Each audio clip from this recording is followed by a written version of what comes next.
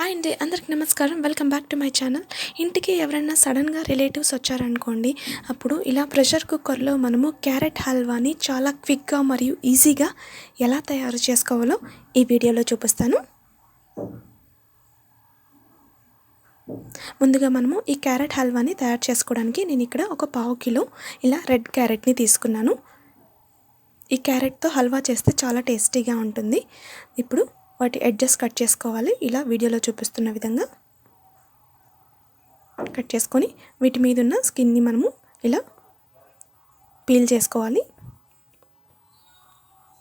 ఇలా మనము సిద్ధం చేసుకున్న తర్వాత ఇప్పుడు మనము కొబ్బరి తురిమి తీసుకొని మనము ఇలా క్యారెట్ని ఇలా వీడియోలో చూపిస్తున్న విధంగా తురుముకొని రెడీ చేసుకోవాలి.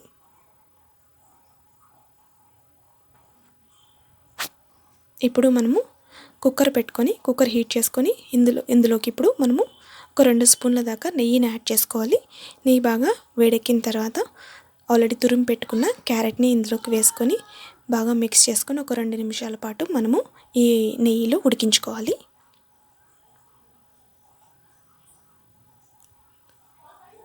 చూసారా, ఒక 2 నిమిషాల పాటు మనము ఇలా తిప్పుకుంటూ అడుగంటకుండా ఉడికించుకోవాలి. ఇప్పుడు ఇందులోకి 1 కప్పు దాకా నేను ఇక్కడ వేడి పాలను యాడ్ చేస్తున్నాను. పాలు యాడ్ చేసుకొని ఒకసారి బాగా మిక్స్ చేసుకోవాలి. మిక్స్ చేసుకొని మనము ఇప్పుడు కుక్కర్ మూత పెట్టుకొని ఒక 2 విజిల్స్ మీడియం ఫ్లేమ్లో వచ్చేంత వరకు ఉడికించుకోవాలి. చూసారా, కుక్కర్ మూత పెట్టుకొని విజిల్ పెట్టుకొని ఒక 2 విజిల్స్ వచ్చేంత వరకు ఉడికించుకొని స్టవ్ ఆఫ్ చేసుకొని ప్రెషర్ అంతా పోయిన తర్వాత మెల్లగా కుక్కర్ ఓపెన్ చేసుకోవాలి.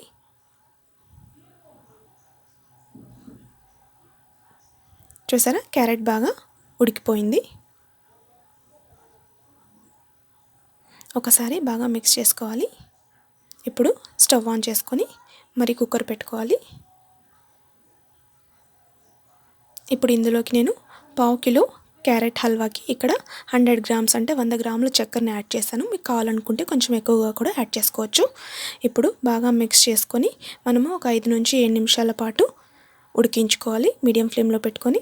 చూసారా, చక్కెర వేయంగానే వాటర్ లాగా ఉంటుంది కదా, ఇదంతా బాగా మనము కలుపుకుంటూ ఉడికించుకోవాలి. చూసారా, ఆల్మోస్ట్ క్యారెట్ హల్వా రెడీ అయిపోయింది.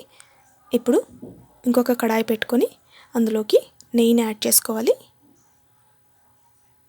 ఇప్పుడు ఇందులోకి డ్రై ఫ్రూట్స్ యాడ్ చేసుకుందాం. జీడిపప్పు మరియు ఎండు ద్రాక్ష యాడ్ చేసుకోవాలి. వీటిని దూరంగా వేయించుకోవాలి.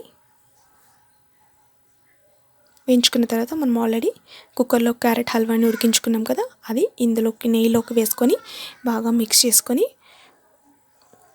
కలుపుకుంటూ ఇలా 1 నిమిషం పాటు ఉడికించుకొని స్టవ్ ఆఫ్ చేసుకోవాలి.